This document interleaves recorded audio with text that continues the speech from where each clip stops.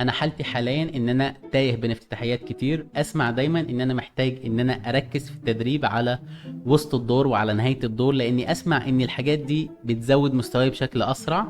ولكن بصراحة ما اكدبش عليكم، انا بتقطع في الافتتاح. في الفيديو ده انا جبت لك الحل. افتتاح تقدر تلعبه قدام اي حاجة حرفيا. اذا كان خصمك بدأ الدور ان هو يلعب اول نقلة E4 او D4 او حتى لو لعب C4، انا بلعب نفس الكلام.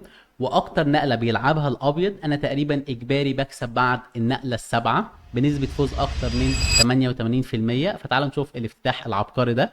في البدايه بفكركم ان لسه في خصم 25% على كل الكورسات المدفوعه، بمناسبه ان احنا وصلنا ل 200 الف مشترك. فتعالوا نبدا على طول في الافتتاح. هنا خصم هيلعب اول نقله E4. هكمل ازاي في الموقف ده؟ هلعب نايت C6، هنتشر بالحصان. وهنا دايما النقله المتوقعه للابيض، دايما لما تلعب اي حاجه بعيده عن مركز الرقعه الافضل للابيض ان هو يلعب دي 4، وفعلا دي من اكتر النقلات اللي بتتلعب في الموقف ده. وهنا انا هكمل ان انا هلعب اي 5، هزيح البيدق. وفي الموقف ده طبعا 64%، يعني نسبة كبيرة جدا في الموقف ده بيقرر ان هو يزيح البيدق، لان هو بيقول لك انا باخد مساحة وكمان انا بطرد الحصان برجعه لورا. فبالتالي نقلة منطقية. اكتر نقلة بتتلعب في الموقف ده انا بمشي بالحصان، بحضر ان انا الف بالحصان في جناح الملك، لاني بعد شويه الابيض بعد شويه بيقرر ان هو يبيت في جناح الملك، والحصان ده ما تستهتروش بيه خالص. الحصان ده هيعمل هجوم قوي جدا. طيب تعال نفترض ان خصمي ما لعبش الاي 4 ولكن بدا ان هو يلعب دي 4. هل هحفظ حاجه مختلفه للدي 4؟ لا، انا هلعب نفس الكلام هو انا هلعب نايت سي 6. وهنا يا اما بيكمل ان هو يلعب اي 4 والعب انا اي 5، يا اما بيكمل ان هو بيلعب سي 4. برضه بكمل ان انا بلعب اي 5 يزيح البيدق، بمشي بالحصان. وهنا بيلعب غالبا اي 4، بلف بالحصان وبنخش في نفس الكلام هو. فتعالوا نرجع الاول للاي 4 ونشوف ايه فكره الافتتاح ده، وازاي ان انا ممكن بس بعد 7 نقلات اقدر ان انا افوز في الدور. في الموقف ده انا بمشي بالحصان. وهنا اكتر نقله ملعوبه تقريبا 30% من الماتشات هي نقله السي 4. احنا هنكمل على اكتر النقلات اللي ملعوبه للابيض طبعا على حسب الداتابيز، وهوريك ازاي اجباري بتفوز في الافتتاح ده. في الموقف ده انا بلعب نايت جي 6، بمشي بالحصان عشان افتح للفيل بتاعي. اكتر نقله ملعوبه هي نقله النايت سي 3، بكمل ان انا انتشر بالحصان. اكتر نقله ملعوبه اللي هي نقله البيشوب دي 3. وهنا انا بكمل ان انا بخرج بالفيل في مربع السي 5. الفيل ده انا ممكن افكر ان انا اخرج بيه يا اما في مربع البي 4 يا اما مربع السي 5، الاثنين متاحين بالنسبه لي. ولكن مربع السي 5 بيكون اقوى لاني بكون مركز على الهجوم على جناح الملك. فهنا انا بلعب نقله البيشوب سي 5. وهنا تخيل نفسك انك بتلعب بالابيض، وقول لي هنا ممكن تفكر انك تلعب ايه؟ هل هتنتشر بالحصان هنا ولا هتنتشر بالحصان هنا؟ بصراحة انا ممكن افكر ان انا انتشر بالحصان هنا، لاني النقلة المنطقية ان انا بعد ما بيت احاول ان انا احضر نقلة الاف 4 بحماية الحصان وبحماية الفيل وبحماية الرخ، فبالتالي هتكون نقلة منطقية. وفعلا في الموقف ده 47% من الناس لاعبين نايت جي اي 7 او نايت جي اي 2 سوري. في الموقف ده خلاص انا بكسب الدور بعد النقله السابعه، انا بكسب الدور. في الموقف ده انا بنط بالحصان بقول له هات البيدق، وللاسف البيدق ملوش اي حمايه. يعني لو فكرت طبعا انك تزيح البيدق فانا بنط بالحصان في حمايه الفيل بتاعي. هات وزيرك وهات الرخ، طبعا بتخسر الدور. ولو فكرت انك تيجي بالفيل من هنا فانا ممكن افكر ان انا ابسط حاجه اكل مرتين، هبقى كمان طالب وزيرك وطالب البدأ اللي بعده. فبالتالي انت مجبر في الموقف ده انك تبيت قصير. المشكله انك اول ما بتبيت قصير ده اصلا اللي انا عايزه، لان في الموقف ده انا على طول بخرج بالوزير. بقول لك دلوقتي انا طالب ان انا اديك كش مات، وكمان انا بزود الضغط على البيدق اللي في مربع الاف 2. ما بتقدرش تعمل اي حاجه غير انك تلعب اتش 3. وساعتها انا بكمل ان انا باكل حصان في بيدق، هات الوزير بتاعك. وكمان عايز ان انا اديك كش بالكشف، فانت مضطر هنا انك تخسر فرق، انك تضحي بالفرق بتاعك. لو فكرت انك تمشي بالوزير فبخلاف ان انا ممكن اكسب قطعه في الموقف ده وارجع تاني بالحصان وتبقى كسبت قطعه كامله ببلاش، كمان عندي نقلات اقوى وهي ان انا اكل حصان في بيدق، اديك كش مزدوجه بالحصان وبالفيل، بعدين ارجع تاني بالحصان. يعني هنا حصان في بيدق بكش ملك، تمشي بالملك، امشي بالحصان تاني بكش بالكشف، تمشي بالملك بعدين بديك كش مات. فبالتالي في الموقف ده النقله المنطقيه هي انه على طول يضحي رخ في حصان. وهنا انا باكل بالوزير، بيمشي بالملك. في الموقف ده انا اوريدي كسبان فرق، ولكن انا كمان بكمل وبكسب الدور. يعني تعال نفترض مثلا هنا ان انا هلعب دي 6. هوريكم مثال ازاي ممكن الاسود في الموقف ده يكسب الدور بسهوله. كمل في الموقف ده الابيض ان هو نط بالحصان، بيقول لك هات الفيل. هو حس فعلا ان الفيل ده قوي جدا فقال لك لا انا هاجي بالحصان، يا عم خلصني من الفيل الرخم ده. ولكن في الموقف ده انا بكمل في اللعب القوي بتاعي على طول، فيل في بيدا، مش بنهزر. طبعا دلوقتي انا طالب ان انا اكل كمان وزير في بيدا، تاكل بالبيضة، مفيش وقت انك تاكل الفيل بتاعي. بمشي بالوزير بكش ملك، تفكر انك تطلع بالملك. طبعا ممنوع انك تيجي في المربع ده لان الفيل ماسك المربع ده، انت مجبر انك تطلع بالملك. وساعتها انا بكمل ان انا بمشي بالحصان. شايفين الحصان اللي لف اللفه دي اللي انت فاكره ان هو مش كويس؟ لا، الحصان ده كويس جدا. ودلوقتي انا طالب ان انا اديك كش مات.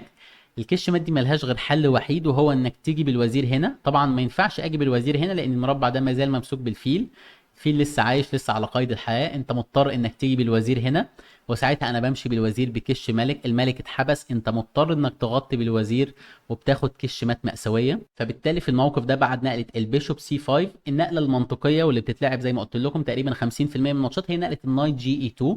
ولكن تعالوا نفترض ان خصمك يعني فاهم شطرنج وقرر ان هو مش هيلعب اكتر نقلة منطقية ويلعب نقلة النايت اف 3، ان هو ينتشر بالحصان عادي. طيب انا هكمل ازاي في الموقف ده؟ انا بلعب دي 6، بزيح البيدق، بدعم البيدق بتاعي اكتر، وبحضر ان انا انتشر بالفيل بتاعي. طيب اكتر نقله بيلعبها برضو الابيض في الموقف ده ان هو بيبيت قصير. بكمل هنا ان انا بلعب A5. فكره ال A5 ان انا بأمن الفيل بتاعي عشان ما يلعبليش A3 و B4 ويطرد الفيل. بالاضافه كمان اني قبل نقله ال A5 ممكن خصمي يفكر ان هو يلعب نقله النايت A4 ويصطاد الفيل بتاعي. انت شفتوا الفيل ازاي قوي وازاي بيساعدني في الهجوم، فبالتالي لا، انا عايز العب A5 عشان اول ما خصمي يفكر ان هو يلعب نايت A4 يطلب الفيل بتاعي، لا ساعتها انا بحافظ على الفيل وبرجع في مربع ال A7. الفيل ده انا بحتاجه في الهجوم. في الموقف ده نقله يعني بتتلعب اكتر نقله في الموقف ده هي نقله ال H3. طبعا ممكن نقول H3 هي افضل نقله ولا مش افضل نقله، ولكن هي في النهايه هي اكتر نقله بتتلعب. فكره ال H3 طبعا واضحه ان الفيل المربع ده ممسوك والمربع ده ممسوك، فكمان انا بمسك المربع ده عشان امنع ان الفيل ده ينتشر تماما. بيكمل هنا الاسود ان هو بيبيت قصير. وبرده في الموقف ده اكتر نقله ملعوبه للابيض انه يلعب A3. هنمشي مع النقلات اللي بيلعبها الابيض اللي غالبا انت هتقابلها في دوارك لان دي اكتر نقلات ملعوبه. وهنا في الموقف ده انا ببدا بقى احضر الهجوم بتاعي وبلعب نقله قويه، نقله نايت H5. هنا انا فكرتي ان انا عايز استغل الحصان بتاعي، فبالتالي حصاني بيكون ليه مكان من اتنين. المكان الاولاني هو ان انا انط بالحصان من هنا، ولكن مشكله نط الحصان من هنا، طبعا الحصان هنا هيبقى قوي بس المشكله ان هو ممكن ببساطه يفكر ان هو ياكل فيل في حصان. اكل بالبيدق، يعني البيدق بتاعي مش افضل حاجه، بالاضافه اني كده انا خسرت الهجوم بتاعي، لسه مبقاش فيه هجوم. طيب ده المكان الاول للحصان ده. هل الحصان ليه مكان تاني؟ الحصان ليه مكان تاني فعلا، وهو ان انا انط بالحصان هنا واحاول ان انا اكسر الحصان بتاعي في الحصان المدافع بتاع خصمي. طبعا النطه دي ما بتبقاش مسموح ان انا اعمل حاجه زي كده غير لو الحصان ده مش موجود، لاني عشان احمي الحصان بتاعي لازم حصاني ده يبقى مش موجود عشان ساعتها انط بالحصان، بحيث لو كان حصان في حصان اكل بالوزير. فبالتالي الفكرتين دول انا عايز احققهم. فهنا انا بلعب نقله قويه وهي نقله النايت اتش 5. بفكر ان انا انط بالحصان هنا بحيث هو لو فكر ان هو ياكل فيل في حصان باكل بالحصان. او بفكر كمان ان انا ممكن انط بالحصان في المربع التاني، لان ساعتها يوم ما بيفكر ان هو ياكل حصان في حصان ساعتها انا باكل بالوزير وبدخل الوزير في الهجوم، لان الوزير هو اقوى قطعه هجوميه، فلازم اضمن دايما ان انا ادخل الوزير بتاعي في الهجوم. طيب تعال نفترض في الموقف ده ان هنا خصمي اخد باله ان انا بنط بالحصان والحصان مش محمي، والراجل فاهم شطرنج كويس يقول لك لا، ده دلوقتي الوزير طالب الحصان ولكن الحصان بتاعي واقف في النص، فبالتالي انا باكل حصان في بيدق. وكده انا ضحكت عليه لان هو اول ما بياكل بالبيدق بروح انا واكل الوزير في حصان، وكده انا كسبت بيدق. طبعا هو الكلام ده مش صح، لاني في الموقف ده انا مش باكل بالبيدق، لا انا باكل بالحصان. بقول له انا اللي ضحكت عليك، لانك يوم ما بتفكر انك تاكل وزير في حصان انا باكل حصان في فيل، وكده هبقى كسبت قطعه في بيدق. فبالتالي نقله اني بعد نقله نايت اتش 5 لو فكر انه ياكل حصان في بيدق طبعا هيخسر الدور. فالنقله المنطقيه في الموقف ده ان هو يفكر ان هو يلعب نايت اي 2، برضو اكتر نقله ملعوبه، انا بجيب لكم اكتر النقلات ملعوبه. نقله نايت اي 2 عشان لما تنط بالحصان هنا ساعتها ياكل حصان في حصان، تاكل بالحصان، ياكل فيل في حصان، تاكل بالبيدق، وكده يبقى هو خلص من كل القطع الهجوميه اللي عندك. طيب ممكن حد يسأل يقول طب ليه ما يفكرش ان بعد ما الحصان ينط هنا مثلا يفكر ان هو يلعب جي 3 ويطرد الحصان من مكانه؟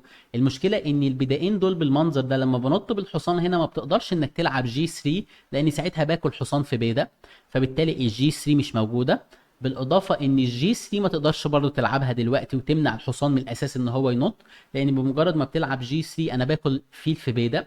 فاذا نطه الحصان دي ملهاش غير حل وحيد، وهو انك ترجع بالحصان عشان تمنع نطه الحصان دي.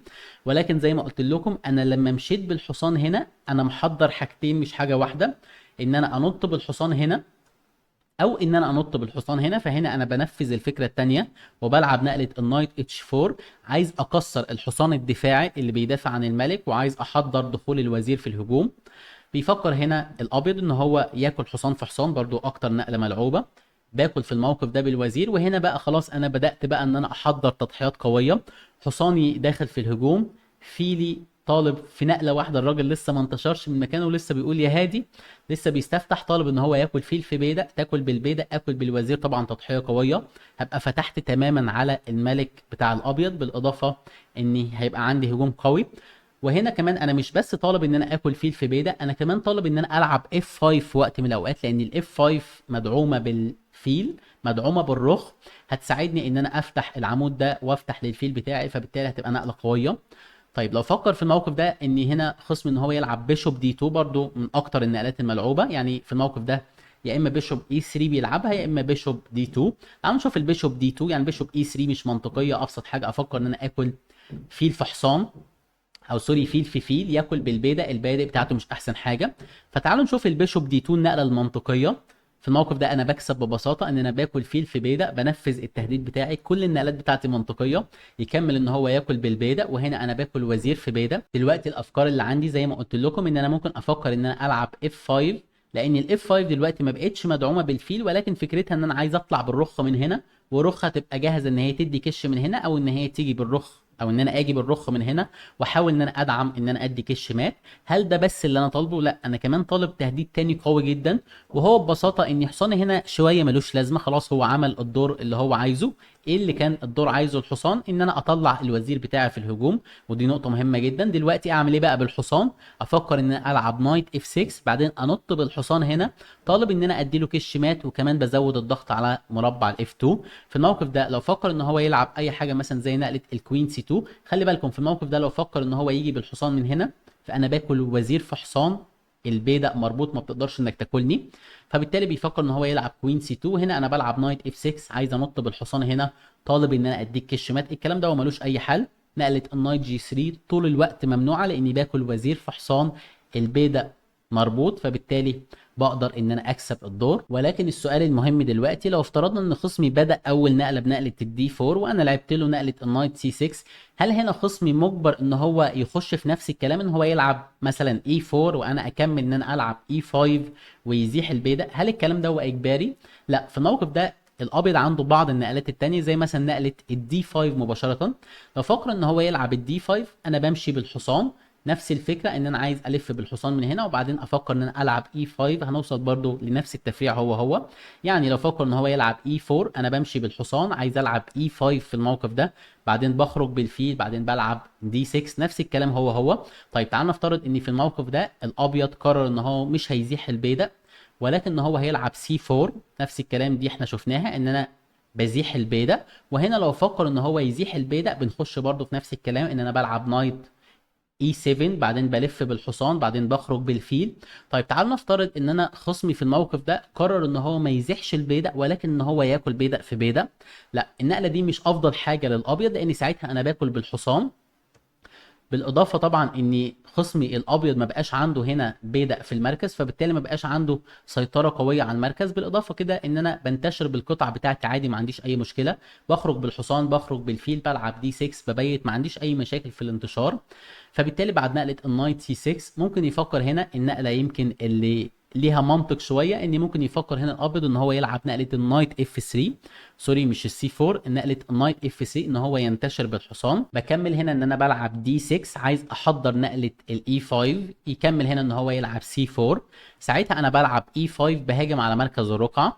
لو فكر ان هو يزيح البيدق، ساعتها انا بلف بالحصان، بنتشر بالحصان، بعدين بنتشر بالفيل، بفكر ان انا ابيت قصير. وفي وقت من الاوقات ممكن افكر ان انا العب سي 6، اضغط على مركز الرقعه، او ان انا اكمل في نفس المناوره ان انا امشي بالحصان هنا، عايز انط بالحصان في المربع القوي، قوي، عايز العب نقله الاف 5، الافكار اللي احنا شفناها من شويه.